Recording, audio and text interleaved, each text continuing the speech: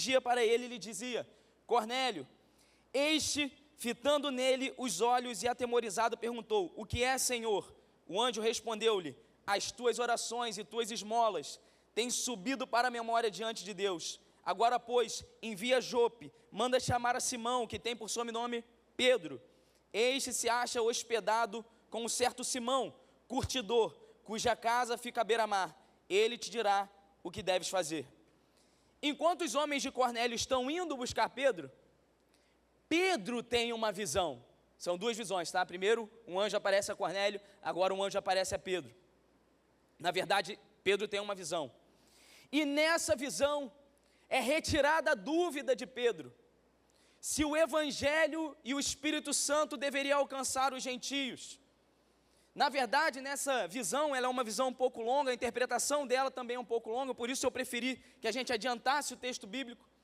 Mas Pedro ali recebe uma revelação do Senhor dizendo: os gentios também são chamados ao Evangelho, o Espírito Santo também deve descer sobre eles. Pedro vai até a casa de Cornélio. Chegando lá, tem um monte de gente esperando Pedro. Cornélio, ao ver Pedro, ele se ajoelha, reverenciando Pedro. Pedro fala: levanta, porque eu também sou homem. E aí, queridos, Pedro começa a falar. Diz assim o versículo 34. Pula aí. Versículo 34. Então Pedro, tomando a palavra, disse: na verdade reconheço que Deus não faz acepção de pessoas, mas que lhe é aceitável aquele que em qualquer nação o teme e pratica o que é justo. No versículo 36, Pedro começa a explanar o Evangelho, a palavra que ele enviou aos filhos de Israel, anunciando paz por Jesus Cristo.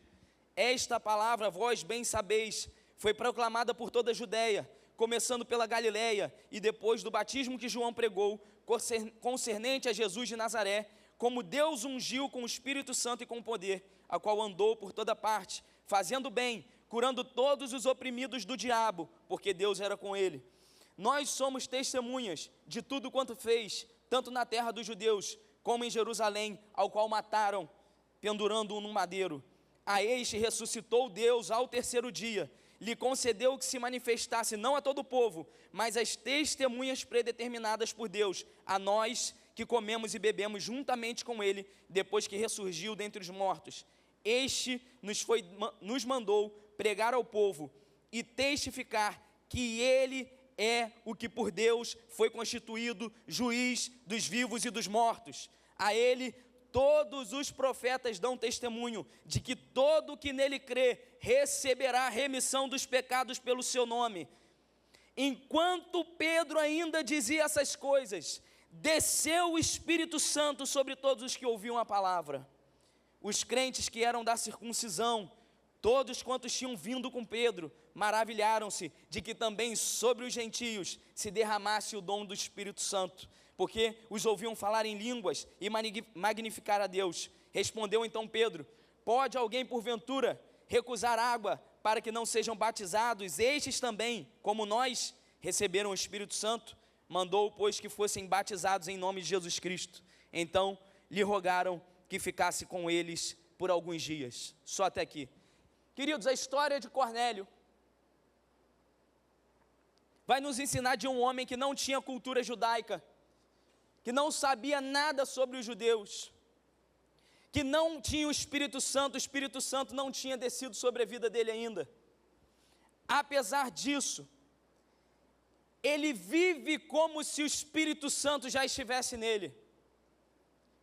Se você perceber, diz a palavra que ele era piedoso, que ele era temente a Deus, que ele orava continuamente e vivia generosamente dando esmolas àqueles que necessitavam.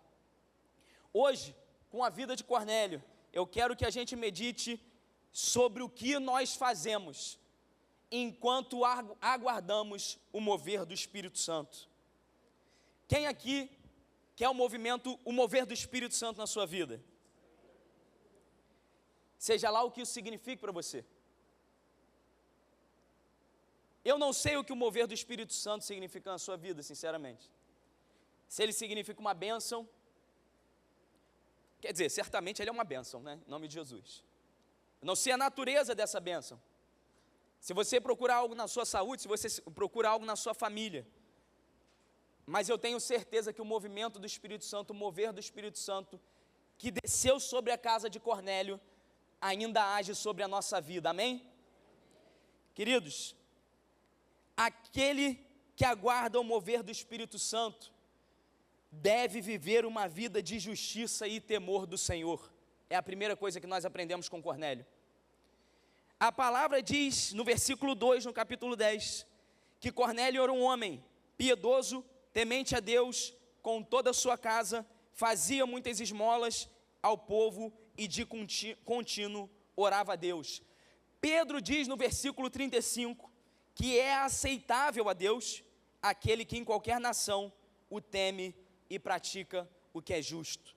Piedoso, temente a Deus, fazia muitas esmolas, ou seja, era generoso, orava continuamente. Cornélio temia o Senhor e fazia o que era justo. Esse é o procedimento, queridos, daqueles que aguardam o mover do Espírito Santo na sua vida. Se você está aguardando o mover do Espírito Santo, a descida do Espírito Santo na sua vida, você não espera ele de maneira letárgica, você não espera ele parado, mas você age como se ele já tivesse descido e gerado todos os frutos do Espírito Santo na sua vida.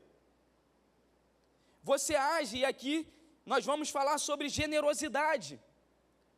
Perceba que Cornélio era um homem generoso, era um homem que dava esmolas.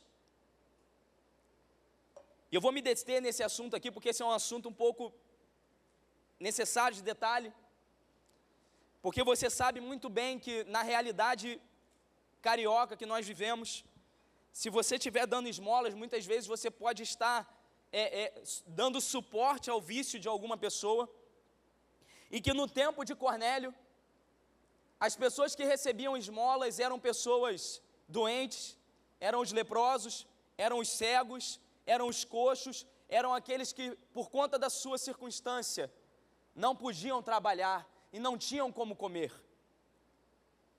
Hoje, contudo, se você der uma esmola, querido, e eu não estou te falando para não dar esmola, em nome de Jesus, não é isso que eu estou falando.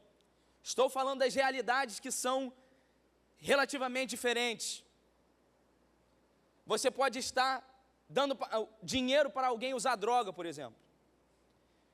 Eu não sei quantos sabem, mas eu, por exemplo, sou da área do direito. Tem gente aí da área do direito? Tem? Levanta a mão aí. Coitados.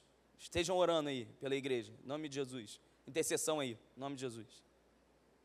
Eu sou da área do direito, sou da área penal, da área criminal. Não do lado que defende, do lado que prende, em nome de Jesus. Amém, alguém deu até amém aqui, amém. Da área criminal, da área penal. Durante os meus estudos nessa área, querido, eu fiz alguns estudos criminológicos. Eu não sei se você já ouviu falar numa teoria criminológica chamada teoria das janelas quebradas, que é uma teoria, enfim, que ela explica alguns fenômenos do crime. George Kelly, que foi o homem que escreveu essa teoria que foi aplicada em Nova York, sob o prefeito Rudy Giuliani, e que salvou Nova York ali na década de 90 e no início dos anos 2000. Nessa teoria ele explica que o fenômeno das pessoas que estão na rua não é um fenômeno de pobreza, não tem a ver com pobreza. A maioria das pessoas que estão na rua estão efetivamente por conta do vício. Vou fazer outra pergunta aqui meio óbvia. Quem aqui conhece uma pessoa pobre? Pode dizer, eu mesmo aqui. Eu conheço, eu me olho no espelho, né? Você conhece uma pessoa pobre? Todo mundo. Queridos, uma pessoa por ela ser pobre, ela anda maltrapilhada na rua? Uma pessoa por ser pobre, ela por acaso vive como muitas vezes as pessoas viciadas estão lá? Isso não é um problema de pobreza. Só que às vezes nós estamos diante disso, diante desse contexto, e o nosso coração vai se endurecendo a ponto de nós não conseguirmos enxergar misericórdia em uma pessoa viciada, em uma pessoa que fez milhares de escolhas erradas na vida dela, mas ainda assim ela é alvo da nossa misericórdia, querido. Ainda assim ela é alvo da nossa misericórdia. O pastor falou aqui que tem o interesse de dar 100 cestas básicas. Esse é o nosso objetivo. Você pode dizer amém para isso? Glória a Deus. E se eu te falar que nem toda família que talvez receba a cesta básica merece, o que você me falaria? Então não dá a cesta? Então tira a cesta deles. Eu sei que no nosso contexto, querido, isso é um assunto muito espinhoso. Mas eu já vi algumas cenas que me doeram muito. Algumas pessoas, uma vez, abriram uma Fiorino cheia de quentinhas para entregar aos moradores de rua.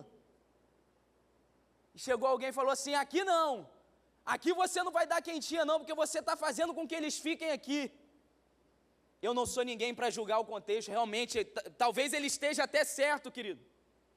Mas eu nunca impediria alguém de exercer misericórdia sobre a vida de alguém. Por mais que sejam os erros que aquela pessoa tenha feito, que ela tenha escolhido. Eu nunca impediria alguém de dar um prato de comida para outra pessoa, por mais infeliz que ela fosse. Por mais perdida que ela fosse. Eu teria temor do Senhor de fazer isso, querido. Por mais que eu não concordasse. Eu teria medo de fazer isso.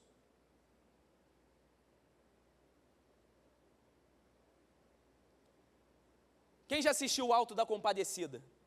Aquele filme, é católico, eu sei, tá? Pode levantar a mão sem vergonha. É um filme católico, de matriz católica. Mas Final da Compadecida, que é um filme da cultura brasileira, né?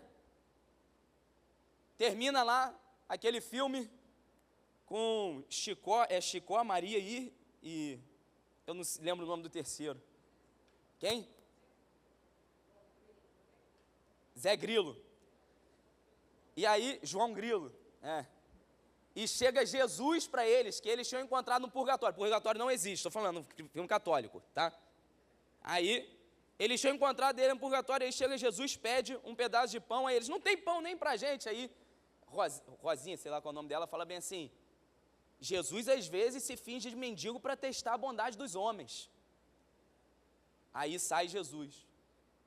Aí João Grilo, que não é bobo, esse não é Jesus não, rapaz. Pretinho desse jeito, onde já se viu, né? Antes que o Ministério Público venha em cima de mim, eu estou citando o filme, tá? Em nome de Jesus. Mas quando nós vemos esse tipo de coisa, existe um ministério do Nick Billman, um homem que trabalhou com pessoas perdidas também no Nordeste, trabalhou inclusive com tráfico humano, e ele falava justamente isso, baseado naquele texto de Mateus que diz: quando você fizer ao menor desses, a mim você fez. Queridos, aqueles que esperam o mover do Espírito Santo, precisam ter o seu coração amaciado pelo Espírito Santo, amaciado pelo Evangelho do Reino de Deus, porque um dia eu e você fomos perdidos, e quem garante que não poderia ser a gente lá do outro lado? Quem garante que não poderia ter sido eu fazendo as escolhas erradas, e talvez em uma noite eu ia querer um prato de comida, talvez em uma noite eu ia lembrar que um crente me deu um prato de comida. E que talvez os crentes não sejam tão ruins assim. E que talvez esse negócio de Jesus vale a pena. Porque se alguém teve misericórdia de mim, foi aquele que falou em nome de Jesus. Quem espera o mover do Espírito, querido, é generoso. A segunda coisa que nós aprendemos com Cornélio, está no segundo ponto ainda não, segura o tecladista aí, em nome de Jesus. A segunda coisa que nós aprendemos com Cornélio é que ele vivia uma vida justa. Além da generosidade, ele vivia uma vida justa. Afinal de contas, o que é viver uma vida justa? Viver uma vida justa, querido, é você viver uma vida que ela vá para além da sua. Não sei se você está me entendendo, você vai entender. Uma vida em que você não veja só os seus ganhos, mas que você zele pelo outro ao seu lado. Uma vida que você zele pelo seu próximo. Uma vida em que você é uma pessoa íntegra. Uma vida em que você não frauda nos seus negócios. Quem lembra aqui da história de Zaqueu? Eu me identifico muito com a história de Zaqueu, né? Quem é crente entendeu a piada, né? Quem lê a palavra entendeu a piada, que diz a palavra que Zaqueu era de baixa estatura, né? E ele teve que subir na árvore para ver Jesus. Quando Zaqueu se converte, querido, ele se converte também e se arrepende das fraudes que ele fez ao longo da sua vida. E ele fala que restituiria as pessoas que ele roubou. Quando você lê Provérbios, eu não sei quantos aqui já leram Provérbios, e naquela imensidão de conselhos, existem alguns conselhos que dizem que Deus odeia a balança enganosa. Sabe o que é isso? Sabe o que é balança enganosa? A gente não usa mais balança, aquela balança com 2 pesos assim, a gente só bota ali e ela dá o peso pra gente, né? Mas no passado, quando o cara ia vender 1 quilo de arroz, ele tinha um arroz e ele tinha um pezinho com 1 quilo. Aí o que ele fazia? Esse pezinho estava escrito 1 quilo, mas não tinha 1 quilo. Tinha 900 gramas, tinha 800 gramas. Quando ele ia vender, ele botava o arroz, botava aquele peso adulterado, e ao invés, o cara achava que estava comprando 1 quilo, estava comprando quanto? 900, 800 gramas. Quando ele ia comprar, ele fazia o inverso. Ele pegava um peso que, na verdade, tinha 1 quilo. Aí o peso que era para ter 1 quilo, tinha 1,2 kg. E assim ele ia fraudando, ia ganhando dinheiro em cima das pessoas. Diz a palavra que Deus odeia balanças enganosas. Deus odeia essas pequenas fraudes que nós cometemos durante o nosso dia.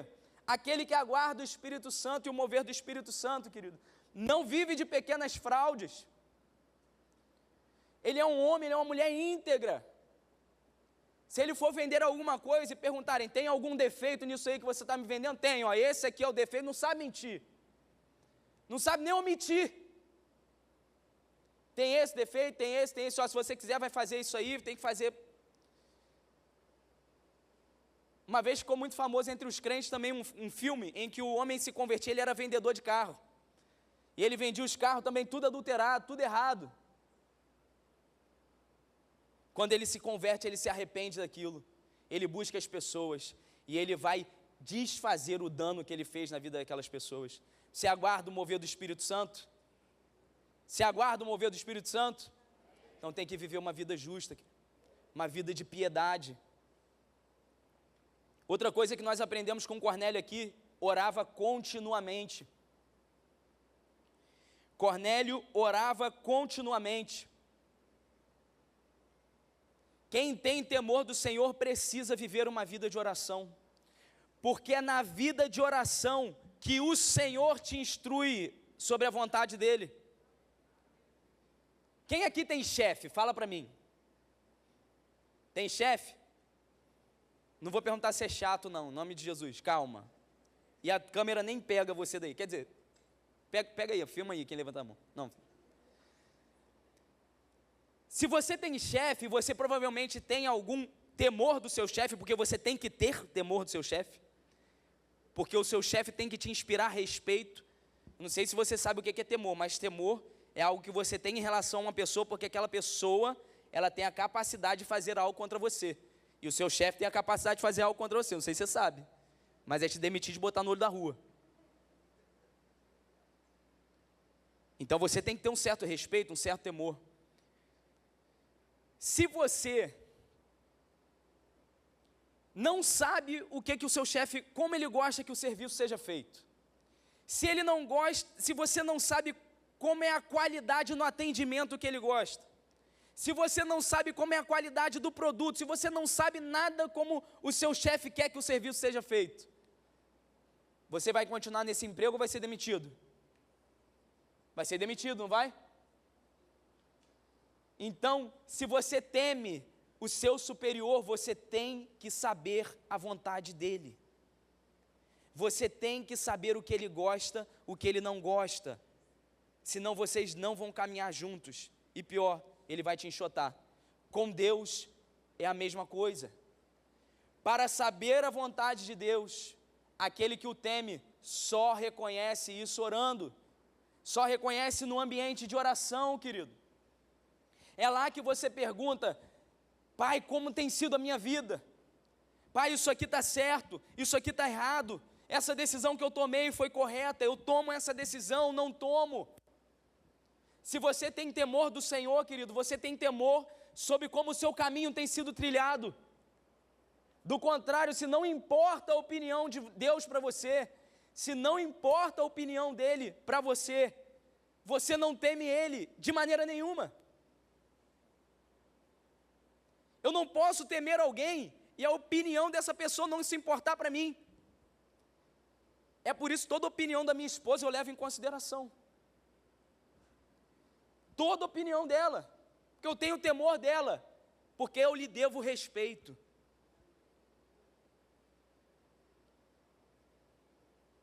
Nós aprendemos com Cornélio nesse primeiro ponto, que aquele que espera o mover do Espírito, como Cornélio esperava, é uma pessoa generosa, é uma pessoa justa, e é uma pessoa que vive em oração. O segundo ponto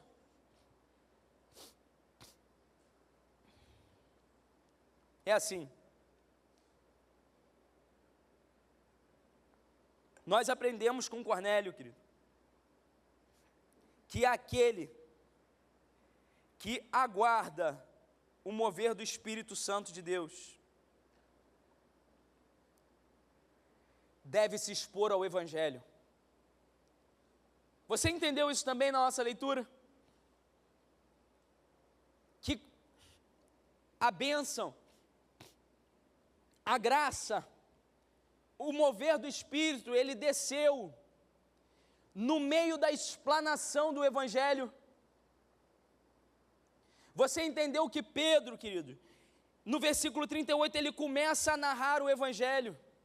Ele começa a falar uma série de coisas. Ele começa a falar sobre como Jesus foi batizado, como Jesus curou pessoas, como Jesus libertou pessoas, como Jesus foi crucificado, como Jesus foi ressuscitado, como as testemunhas viram Jesus, como os profetas dão testemunho dele no Antigo Testamento, e como ele foi constituído juiz de vivos e de mortos.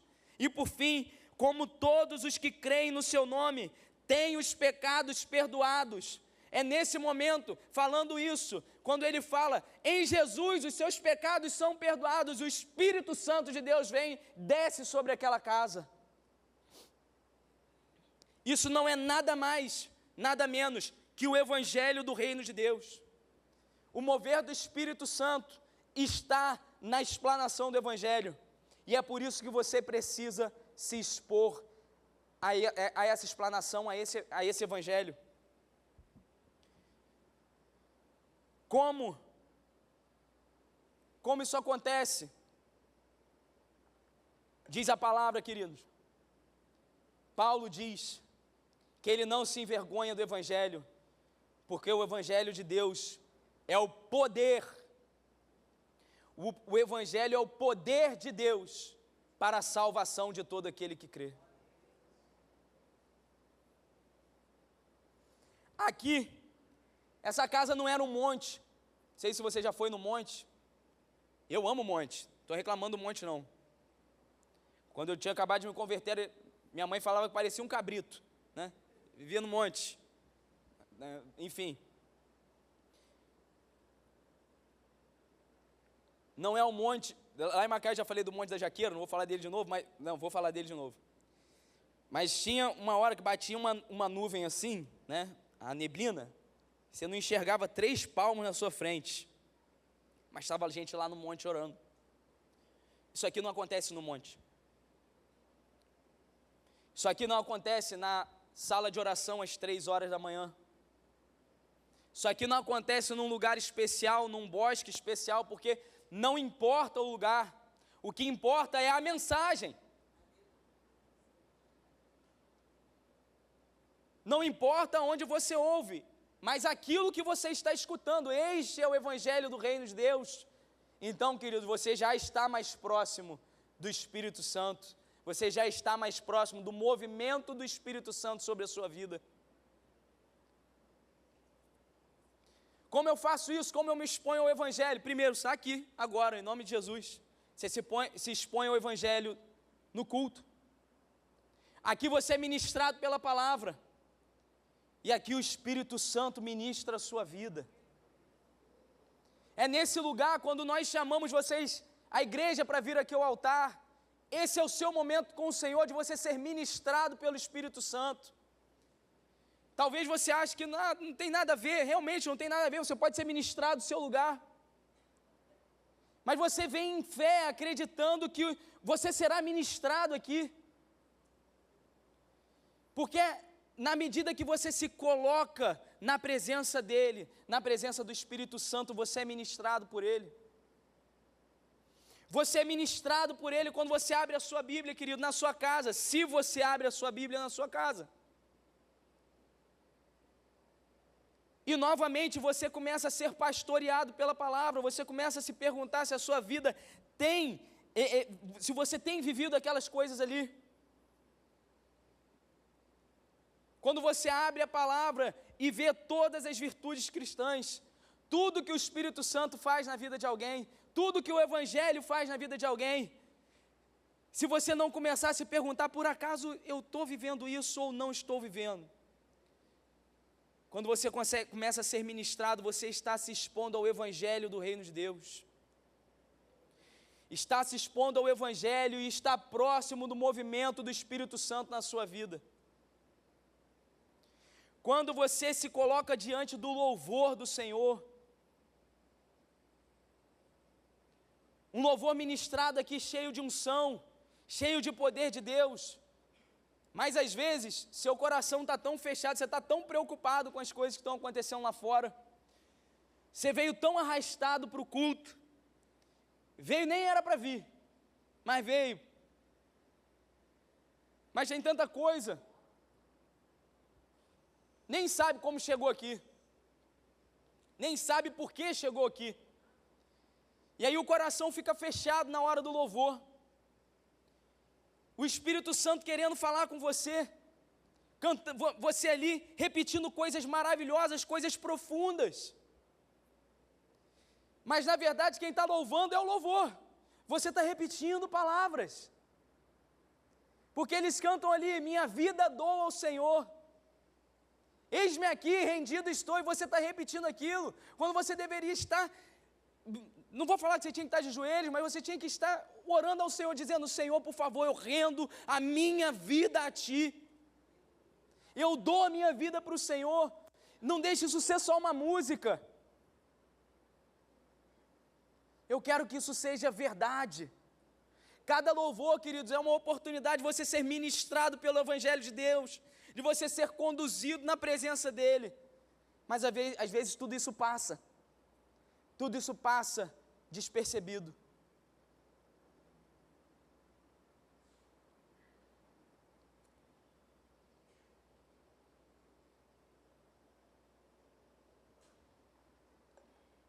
Sabe, uma vez a gente estava no culto, isso tem alguns meses, na verdade acho que pode ter sido até o ano passado. A gente estava no culto e eu vou confessar para vocês que a igreja estava difícil de responder ao louvor naquele dia. Difícil. Às vezes a gente faz isso, desculpa, né? Mas naquele dia estava difícil. Se olhava a igreja e nós estávamos cantando, nós não estávamos adorando. Estávamos repetindo aquilo que o louvor estava conduzindo a gente.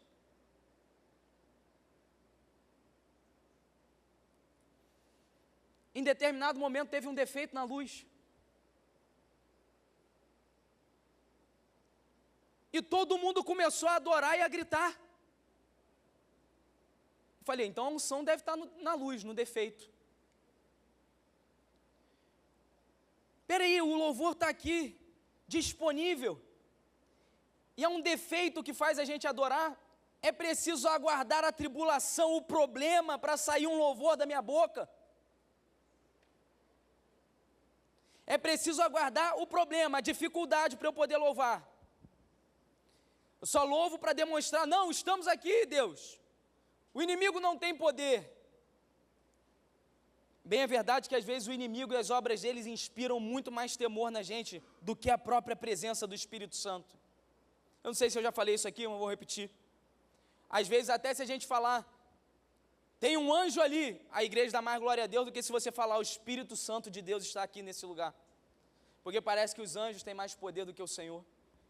Parece que o inimigo inspira mais temor do que ele, porque nós já nos acostumamos com esse ambiente. Se você for ver a vida de Cornélio aqui, quando o Espírito Santo desceu sobre a vida dele, ele não estava conformado, querido. Ele não estava conformado com o status espiritual dele, ele não estava conformado com quem ele era, ele não estava conformado com o patamar, com o nível espiritual em que ele estava. Mas ele continuava orando, continuava ofertando, continuava abençoando pessoas, continuava sendo justo. E no meio das suas orações, Deus dá uma orientação para ele, vai buscar Pedro. Ele manda buscar Pedro. Pedro também tem uma visão, prega o evangelho para ele, e o Espírito Santo de Deus desce sobre a vida dele. Você quer que o Espírito Santo, o mover dele, chegue na sua vida? Amém? Eu também quero. Então dá um glória a Deus aí, em nome de Jesus. Agora eu preciso do tecladista aqui, em nome de Jesus. Com Cornélio, queridos, essa é a nossa vida. Se antes os apóstolos achavam que sobre os gentios não desceria o Espírito Santo, se eles ainda tinham essa dúvida, aqui na casa de Cornélio, não só a vida de Cornélio mudou, toda a igreja mudou. A igreja deu um outro rumo. Antes eles estavam ali, em Jerusalém, pensando o que eles iam fazer. Agora, eles sabem que eles têm que ir ao mundo todo pregar, seja lá para quem for, seja lá para o rico, seja para o pobre, seja para a pessoa certa, seja para a pessoa errada, errada no sentido daquele que cometeu erros durante a sua vida, aquele que só cometeu acertos, só realizou acertos, aquele que só cometeu erros. Esse é o evangelho do reino de Deus, e é assim que o Espírito Santo quer se manifestar na sua vida. Portanto, se nós queremos viver o mover do Espírito Santo, essa é a maneira com que nós temos que viver, de maneira generosa, de maneira piedosa, de maneira reta, de maneira justa, orando continuamente, e aqui nesse ambiente, expostos ao evangelho do reino de Deus e da sua justiça. Nesse ambiente, no ambiente da palavra, diante da palavra do Senhor, diante do louvor do Senhor, de maneira honesta, de maneira sincera, não por cultura,